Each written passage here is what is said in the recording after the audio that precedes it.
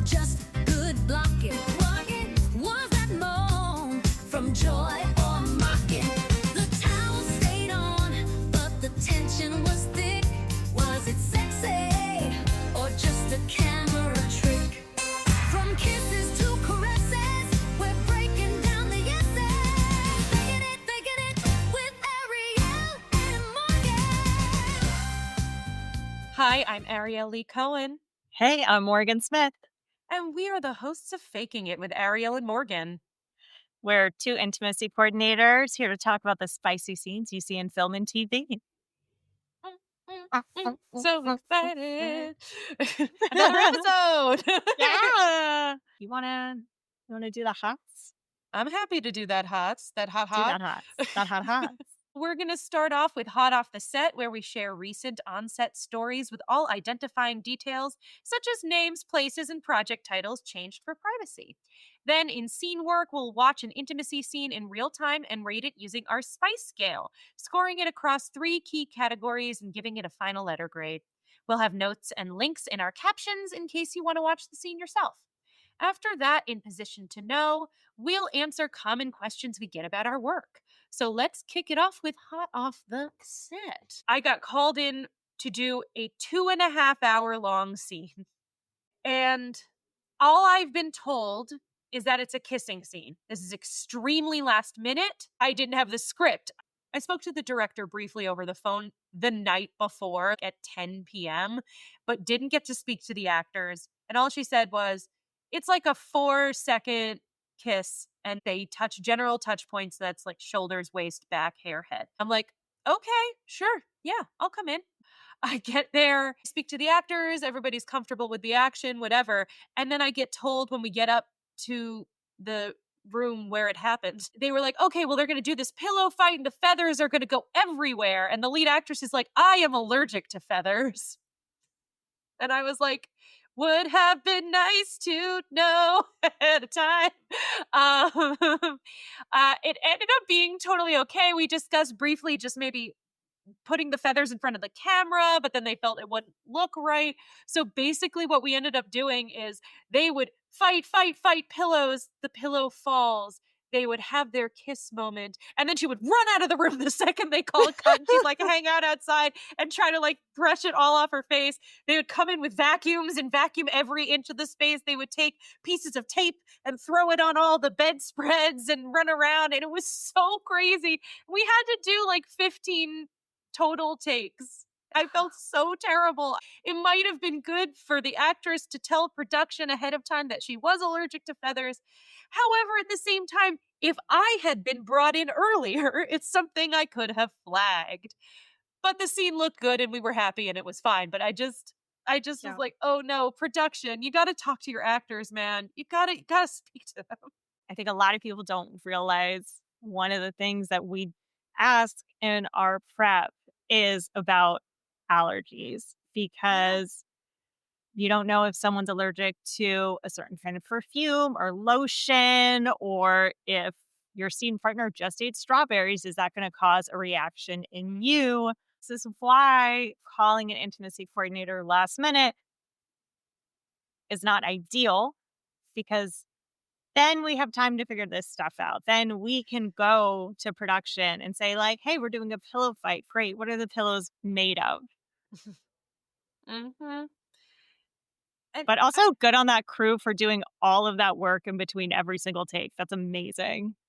70% of our job is done in prep. If we do not have time to prep, then that means things get missed. It means we don't get a chance to get ahead of boundaries, which adds time on the day. I always ask my actors, just like you said, injuries, allergies, and access needs every single time, because you just need to know all of the factors that may factor in.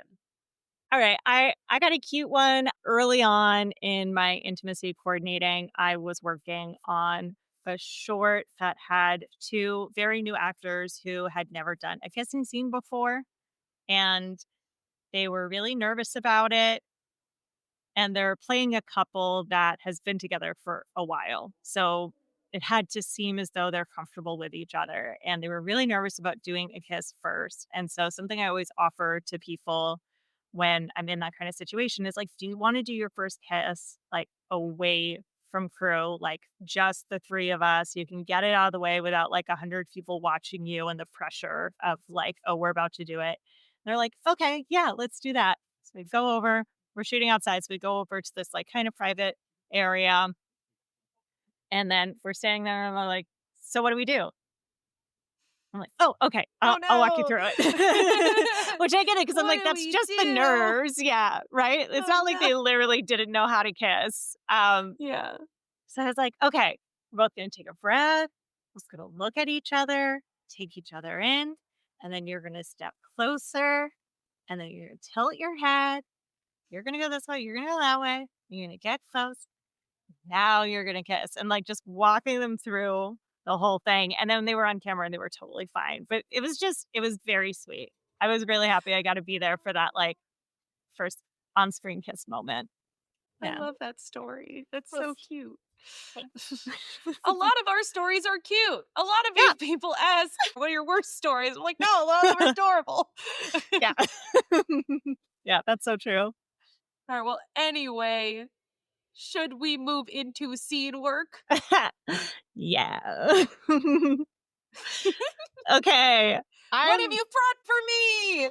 I'm so excited for this. So I know it's October, it's spooky season. I thought we should do something from a spooky movie.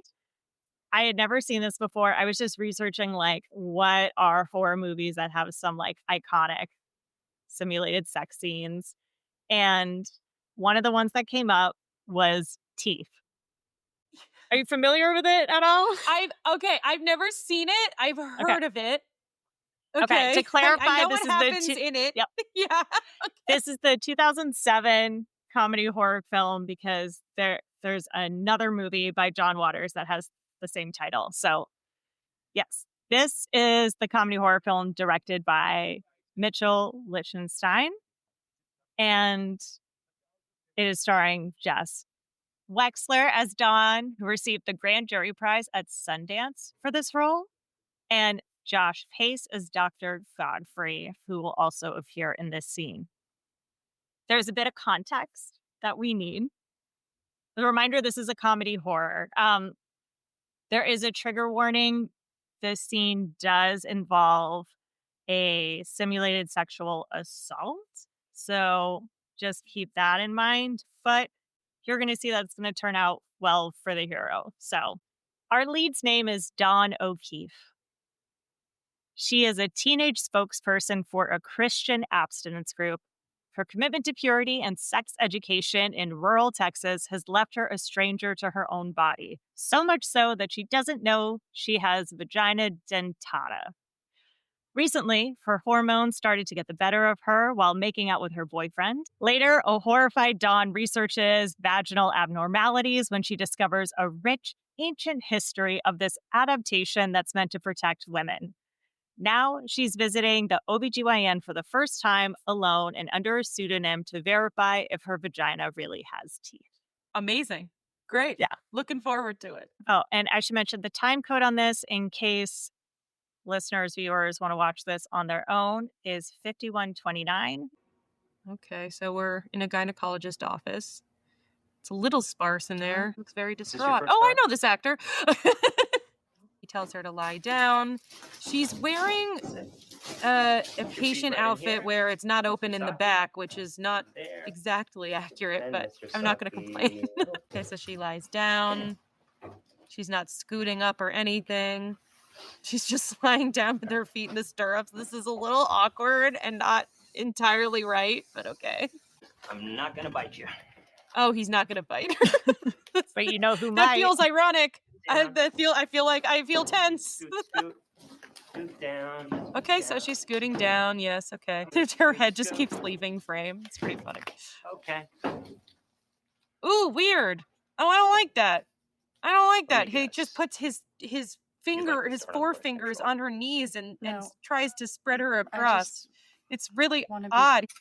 Okay, so Your he body has a is going speculum. through. This might be a little cold. And it was cold. Perfectly. He's healthy. able to get the speculum up, Are you sexually active? but she has teeth in her vagina. The Yeah. teeth are And not she's always a virgin out. and he's able to get it up In with no this difficulty? room, there are There no wasn't even an judgments inch made. of discomfort on her Deal. face. Is he taking his glove off? Why is he doing that? Okay. How's this? So he's sexually assaulting her right now. Can you tell me? Your What is he flexibility? putting? Oh, he's putting lubricant on his hand, His bare hand. and he is putting his hand inside of her. Ow. And now we have discomfort. Lie back and relax. Is he putting his whole Just fist in breathe. her vaginal canal? Breathe through the pain. Jesus Christ. So he is penetrating her with his hand, if not entire fist. Oh my god. His hand has been bitten. Oh no. They're just both screaming and she's pulling his arm with her. Oh my god. Oh my god. She is now turned over and it ate his hand off. It ate all of his fingers. And he just is yelling vagina dentata. And she runs away. And that's the end of the And scene. That's the end of the scene. Oh my god. Oh my god. Thoughts? Thoughts? So many. Let me think. Hang on. The authenticity of the moment was not real, and I'm not saying that just because of the teeth. I'm saying that regarding the OBGYN appointment. Some things that intimacy coordinators do is we work on scenes that include childbirth or anything or along the lines of an OBGYN appointment. We might be involved potentially. The outfit is incorrect and doesn't have a slit up the back. Her legs are not near split enough. The speculum goes into her vaginal canal with no discomfort. And then usually if someone's hearing yelling, they would come into the room. And let alone there being teeth in her vagina. I love when he says, "What did you put in here?" That's my favorite line in the whole scene. I'm surprised he got that many fingers inside of her. I also wonder how far in the teeth are. So what we learn throughout the movie is the teeth aren't always present. They come out when she's feeling threatened. They act independently of her, but she can also kind of like unleash them at will. What a superpower. Yeah. My God. How would we approach this scene? I would talk to wardrobe about what she's wearing. It's not really my scope. I just would have. Yeah. But I wonder if the actor requested that. Like when she was running out, if she didn't want her rear to show. That's very possible, but I feel like even then they can wear flesh tone underwear and a strapless bra or something, and they can like hold it in the back and be perfectly covered. Yeah. I mean, I don't know that I would do anything differently than my normal scope of the position. I would definitely need to choreograph the hell out of that. What about you? Yes. I couldn't get any information on behind the scenes, like how the shooting of this scene was. And I first watched this scene, other than like total shock and also just the comedy of it, because it's such a dark comedy, but it balances that so well. I was really impressed once her dentata like gripped his fingers and she's like moving him around, how much he's staying with her. They're working so well in tandem together. That was a huge part of the reason why I chose this specific scene, because there are a few different simulated sex scenes throughout this movie, as you can imagine. But this one, the choreography is just wild. Given the scene, I would recommend almost that he grab her inner thigh. Not hard, but just enough so that they remain attached. So no matter where she goes, he can follow her without difficulty. I also wonder if she was sitting on something and then he held on to that. Like, those paddle things you hold when you're first learning how to swim and you're kicking and you hold that floaty thing. If she was like on one of those with a handle and then he just holds the handle and then that allows her to move. I'm going low budge. You're going higher budge slightly. I mean, This movie had, I think it was about $2 million.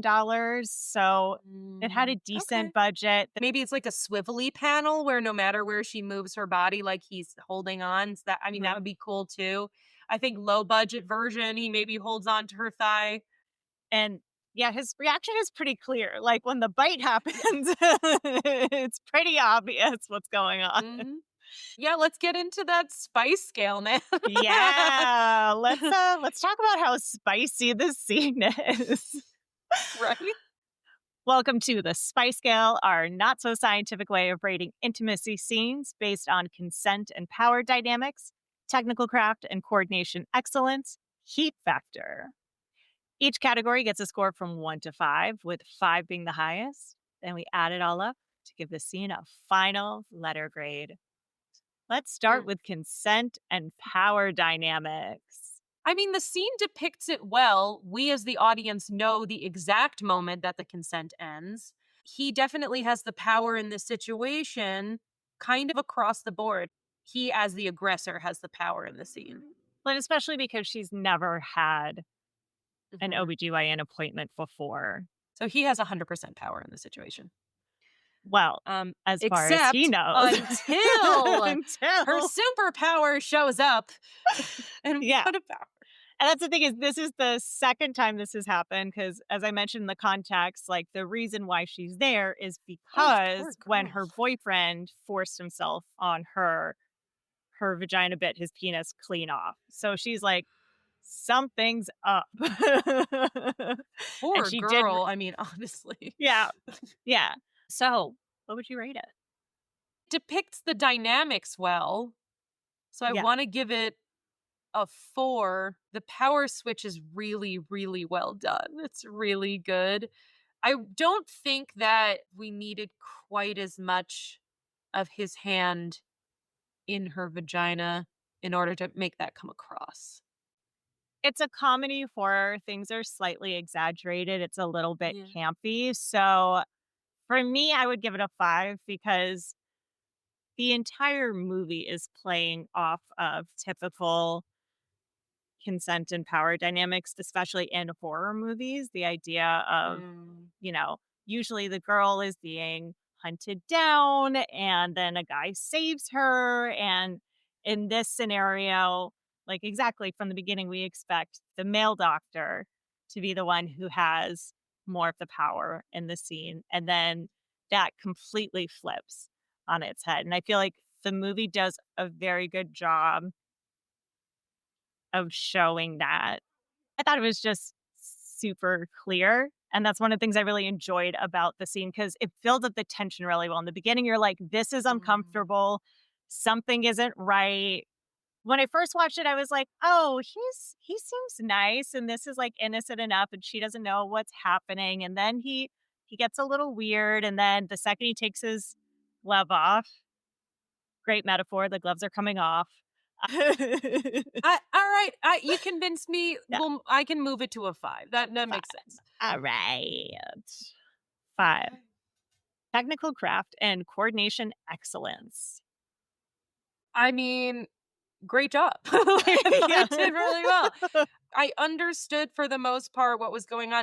I still think even beyond the coolness of the gel, having a speculum in your body would be uncomfortable. And I don't think that I saw anything beyond that initial present moment. That's true. That's true. But modesty production wise, saw nothing. Choreo was great. I understood what was going on the entire time. Yeah, I want to say 5 on that. Great job. Yeah, and I totally agree. Like I said before, even without an intimacy coordinator, clearly someone had to choreograph this. And, you know, this podcast is not just to celebrate projects that ICs have worked on. It's people have done unofficial versions of this job for a long time. And there are people who did it well. And I think we can still appreciate that, even if the position didn't exist yet. A lot of our job is also not the choreography aspect. It is the in-person elements of it and the prep elements. And I don't know how that went in the film or behind the scenes. But as far as choreo, I think we definitely need to appreciate it. I mean, before we came along, honestly, wardrobe and hair and makeup would handle a lot Mhm. of our job. And they had a lot to do anyway. So, but they were really the only people on the ground floor who the actors could confide in, who the actors could talk to, and who would fight for the actors on their behalf. So, Yep. yay, hair and makeup and wardrobe and stunts. Yay. Sheet factor, the level of erotic charge or sexual tension in the scene. I don't think that there was sexy eroticism here, but there was tension for sure. You could argue there's eroticism on his end because he's trying to commit a sexual violent act. He's aroused, but it's not erotic like necessarily for the audience, I would say. Yeah. It's not a Roused. hot scene by any means. It's as cold as that speculum was. Oh my god, right? I want to say 3 cuz there was some in there but it wasn't like hot for us. There Yeah. was a tension to it and to certain characters in the scene. I think there is room to acknowledge the tension that they built in that scene, which they did really well, even if it wasn't supposed to be a sexy scene. Yes, I agree. So that gives us a 5, 5, and 3. That's 13, and that is a B. Ooh! All right. So just a slinky little B. Slinky little bee. So now we're at our final segment, Positioned to Know, where we'll answer common questions we get about our work. Morgan, do you have a question that you get asked a lot? A lot of people would be like, your sex life must be amazing because you have stuff. Lol. This is so funny. First of all, I'm not going to talk about my personal sex life. What I will say is being knowledgeable about these things and being able to communicate when it comes to sex is very helpful to have a healthy sex life. And I feel like a lot of times when people say that, they're picturing more like you must do the craziest stuff because you know all the things that are possibly out there. And I'm like, that's not necessarily true.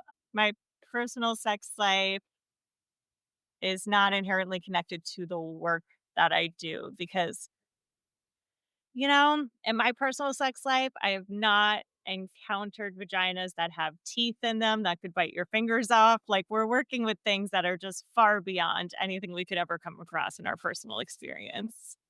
That's astute. Thank you. I would even go as far as to say when I was single, I'm only recently in the last couple of months gotten into a relationship. But thank you. But when I was single for the last couple of years while being an intimacy coordinator, I would say that it directly worsened my sex life. Not how I would perform the activity of sex, but more in the dating aspect, where I actually found that a lot of people were thinking, A, that I was extremely, let's use the word promiscuous, that I would be willing to sleep with someone on date 1. Then people would ask me, do you choreograph your sexual situations with people? And I'd say that is an insane ask. And who would do that? That's what would I pretend that we're having sex? No, that sounds very weird. Like, that'd be a weird thing to do. Or people would be really afraid of getting canceled and they wouldn't want to talk to me about anything. So I actually found it to be a detriment to my sex life initially. But yes, I agree. I think having knowledge about sex and the knowledge of anatomy and how the body works and how to find pleasure and effectively communicating with one another can be very helpful for your sex life. But I don't know that it's directly related to intimacy coordination. When people are intimidated by it, did you find that there was like mostly guys would think that X, or was it just kind of like a mix across the board? That's actually a great question. I'm going to use this as my position to know. Hell yeah. When I would date men, they would have a hard time with this. Some men, not so much, but most men, not all men, but most men. Hashtag not Would all of them. hashtag not all men, but most men would have some level of difficulty with this job description. I found that when I dated women, women would just be really excited that that position exists in the first place, or they would just have a million questions about it. I did not find that women had trouble with it the way that men did. I had not dated any non-binary folks in the time of my singlehood while being an intimacy coordinator, so I cannot speak to that. But that was more by chance. Yeah. That's what my guess would have been, just based on like the reactions I've gotten when I've talked to like men I don't know versus women I don't know. But it's so different because I wasn't in a dating context with them. So I wasn't sure exactly how that would play out. Yeah, and I mean, it's definitely different for everybody. And it also, I would say, depends on your demographic. Let's say if I were younger and in the middle of the country somewhere, there may be different reactions to that. But I would say it was hard for me to date, and it made it so I made me not really want to date that much, frankly. Yeah. Yeah. I would also say, last thing, when an intimacy coordinator walks onto set, everyone acts, I find, a little bit better than I think they normally would. They're a little more well behaved, let's say, because they're a little afraid of being canceled by us. And I know I kind of wish they wouldn't. I try to relax the feelings as much as I can, but no one on earth who is on a film set would ever hit on an intimacy coordinator. That is one thing I actually really appreciate about the job. Is like people assume we have the superpower to cancel people. And I'm like, baby, if I had that power, we would have a different president. Like, trust. I For real. wish there was like just that, at least that guy. But I'm like, no, we absolutely do not have that power. It is so funny because, like, I've had people who are unsure if they can swear around me. And I'm like, Yeah. I'm not, like, I'm not We're your not the grandmother. PC police. I'm not the PC police. Like, yes, when we're talking about the scene that we're working on, I would prefer we do it in a respectful way, but I'm not going to scold you if you use more colloquial terms because I've been trained to learn this language. Other people have not been trained. You can say whatever you want to me, and I know what you're talking about, and then I can demonstrate other language you can use. But I'm not going to like scold you, especially when I know that they're just trying to communicate. If someone's being a dick, then that's a different story. Just if you're making like off-color jokes for the purpose of nothing, that is when I may pull you aside and talk to you, but it's not me who is offended. It is me keeping safe as space. It is me keeping safe as space. Fuck. It is me keeping spaces safe. I knew you were As going to much get as I there. can. I was rooting for you. I got there. It took me Yeah. so long, like a shocking amount of time. But it is a really cool thing, though, to go onto sets and be like, oh, none of the dudes who are into women on this set are going to hit on me today. And as someone who's worked in this business for a long time, that is a fucking superpower. Flip that hair. Yes. Imagine a world where you will never be objectified in any capacity. In fact, folks will actively try to get out of your way in that way. All right. Do you have any plugs, Morgan? I don't think I have any plugs. If you've got less than 30 seconds, you can support this podcast by subscribing wherever you're listening to us right now.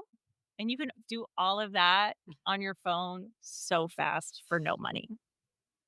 I love that. I want to plug the holiday of Halloween.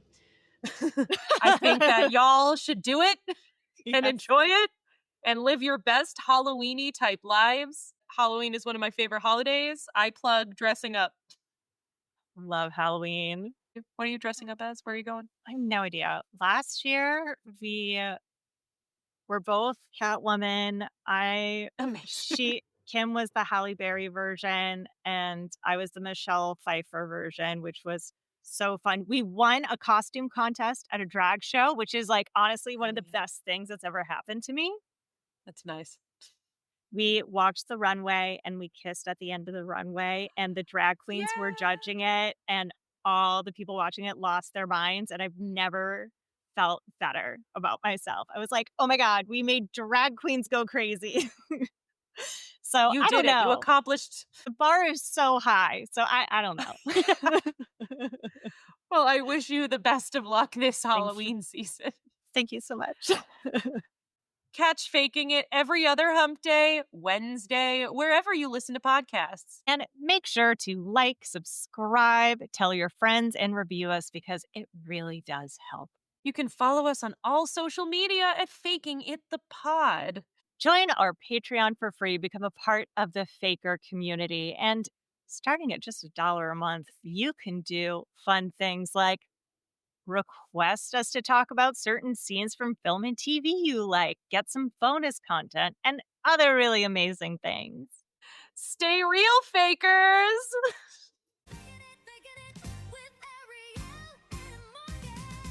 Faking It with Ariel and Morgan is produced independently by Ariel Lee Cohen and Morgan Smith, edited by Ariel, and social media and branding by Morgan. Our theme song is Faking It by Suno AI until we get monetized, so feel free to send us a new one.